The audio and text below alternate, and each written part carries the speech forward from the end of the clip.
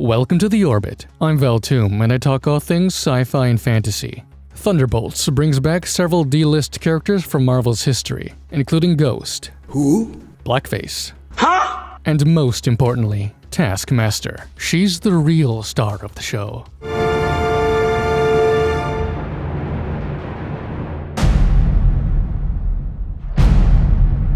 How well does the movie portray these characters and continue their stories? Let's break down the Thunderbolts and find out. Spoiler warning for Thunderbolts. John Walker. We last saw him in Falcon and the Winter Soldier. If you don't recall, Walker publicly killed a terrorist. And because he publicly killed a terrorist, Bucky and Sam broke his arm and stole his shield. The media slandered him, and the government stripped him of his rank. Then, you had to watch Sam express more sympathy for the terrorists that killed civilians than for his best friend that was murdered by those terrorists. Thunderbolt shows us that this drove him into a deep depression. He screwed up his relationship with his family, and was relegated to doing shadow ops for Valentina. She has apparently promised him a clean slate, though the movie never explains what that is exactly. It seems to be some means of getting his old life back. Maybe his rank will be reinstated? So, yeah, it's kind of understandable how he ended up here. If you did an objectively heroic deed, but the whole world framed it as evil, that'd probably drive you nuts too. The only problem is that Thunderbolts tries to gaslight the audience about what happened. Ghost literally says Walker killed an innocent man. You lie! You lie! Walker's only response is define innocent, which Ghost rolls her eyes at. The movie never addresses the incident again, and Walker never corrects the record. But why? Well, the movie wants to put Walker on the same moral level as the others. Ghost was a villain, willing to sacrifice innocent people for personal benefit.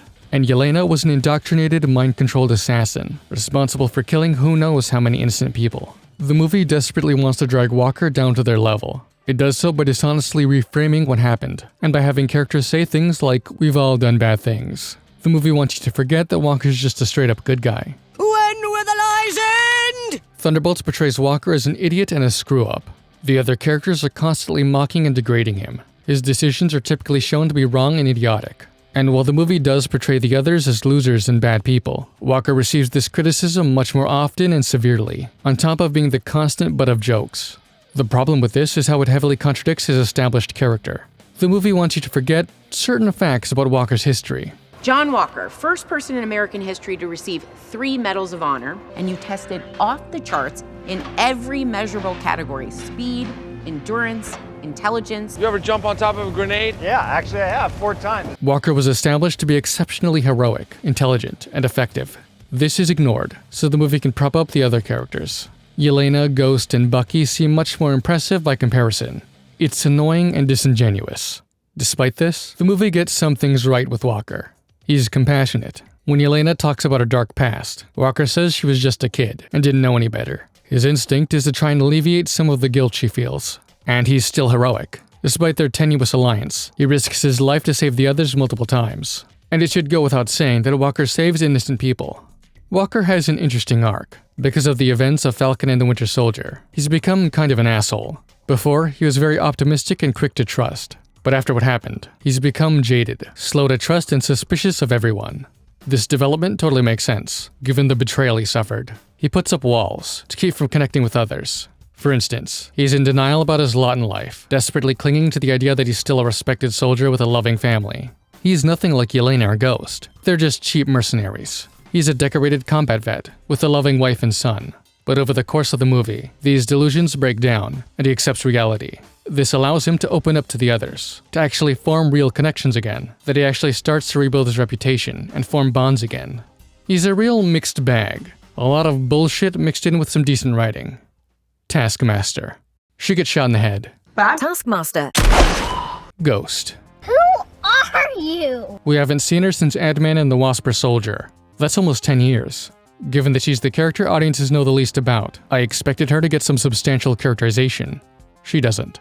Honestly, you forget she's there most of the time. I swear to God. Oh my God, you scared me. I didn't know you were there. If I had to describe her personality, I'd say she's very Marvel snarky TM.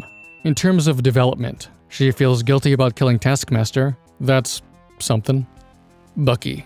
As was teased in Brave New World, he's now a congressman. We still don't know why, and the first half of the movie tells us he has little interest in being a congressman, and he quits it and goes back to hero work by the end of this. So what was even the point? This weird development aside, we get the return of the hyper-competent Bucky.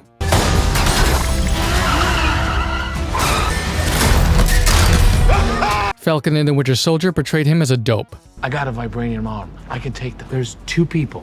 You only see 2? That's what I saw. Let me see what Red Wing sees. Oh, look at that.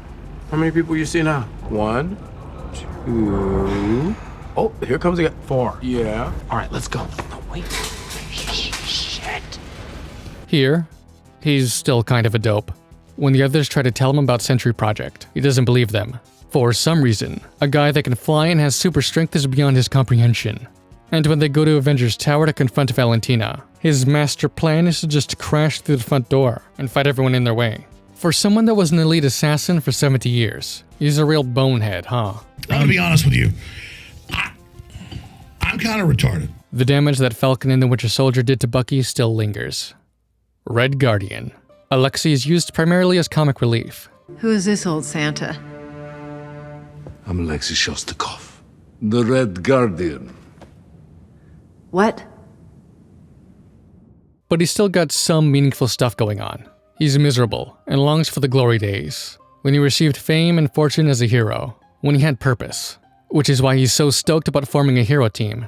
He's basically the Thunderbolts hype man. He keeps the dream alive when no one else will. He's really the heart of the team, as well as the comic relief. You feel fulfilled? Yeah, so full, so filled. When he reconnects with Yelena, he sees that she's struggling with the same lack of purpose. He thinks becoming a hero like Natasha is what she needs. He's partly excited about forming the Thunderbolts because he sees the good it's doing her. In the end, it's his guidance that helps Yelena find her way, which in turn helps her save the day. So, despite being a joke, he plays a critical role. But also, yeah, he's a joke. Why, you got someplace to be? I love that guy. Yelena. Since the death of Natasha, she's been drifting through life. She's lonely and lacks purpose. She's doing shadow ops for Valentina, but that kind of work feels pointless. She's also suffering from overwhelming guilt over the terrible things she's done. It's why she doesn't think she can be a hero. She constantly refers to herself as a loser who's done bad shit, and she projects these insecurities onto the others, causing her to lash out at her lowest point. Her story is largely about how she confronts these issues. At the start, her solution is to just ignore it. She uses work and alcohol as distractions, but it's ineffective. Over the course of the movie, she spends time with, and opens up to, the other characters. These fledgling connections start to alleviate her loneliness and guilt. This comes to a head towards the end. During her lowest point, she expresses immense guilt over how, during her Black Widow training, she betrayed another young girl and got her killed. Like Walker, Alexei tells her she was just a child. She can't hold herself responsible for the things the Red Room made her do. He reminds her about how, as a child, she wanted to be someone people could rely on. He believes that, deep down, she's always been a kind girl. This is the push she needs to get past her guilt and help Bob, to extend him the hand she needed. Alexei helped her, and now she can help Bob. Again, it's like poetry, so if they rhyme. She sympathizes with Bob greatly, especially after she learns he was experimented on by Valentina and turned into a weapon. Their similar experiences and similar issues with loneliness and guilt help them connect. And this is also how Yelena finds purpose. It's like Alexei said, she wants to be someone others can rely on. By the end, she's not alone anymore, and she's found a new, more fulfilling purpose.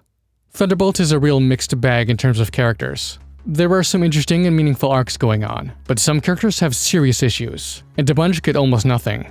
I do think it's a marked improvement from what Marvel's been producing lately. Unlike Brave New World and Born Again, Thunderbolts actually has coherent characters. Not exactly a high bar, but it's something.